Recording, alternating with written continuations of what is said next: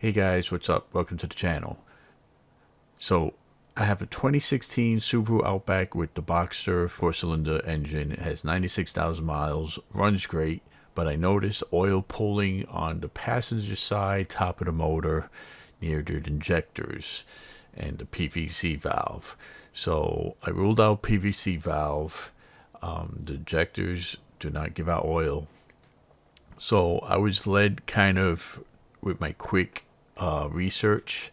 I was misled to think it was the oil pressure sensor switch or sensor. And I went and bought one. When I went to go install it, I realized that the actual oil pressure switch was on the driver's side of the motor underneath the oil filter location, as you can see here.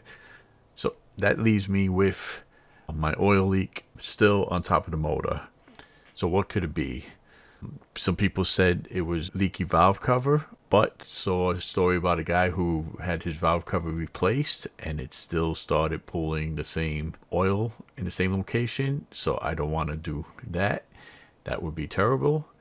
And then a little bit of deeper dive, it turns out the actual problem could be a cam carrier seal. Now I don't know what the cam carrier is on a Subaru engine. I guess it's just a little part that needs to be sealed in the motor, and I don't even know what it looks like. During my research, people have gone to Subaru, been diagnosed this, and been quoted $2,000 to $3,000 to do the job, to fix that, and that is a motor out job, dealer prices. So you can imagine that's something I am not willing or looking forward to do if I don't have to.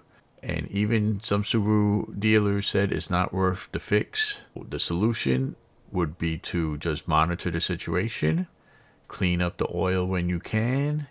This way it doesn't reach the exhaust or leak on the floor. If it lowers your oil between changes, you may just have to top off the oil right before the next change, and just maintain a constant vigilant awareness of your oil levels and the amount of the leak, and keep that area clean by gunking it out or wiping it with a rag, soaking up pulled oil with a rag. 96,000 miles, any engine is bound to have a leak here and there. This is considered acceptable range for Subaru, which is a little disheartening, but if you ever owned a BMW, you know those things leak like a New York City fire hydrant. Otherwise, the car runs great. Happy with the car.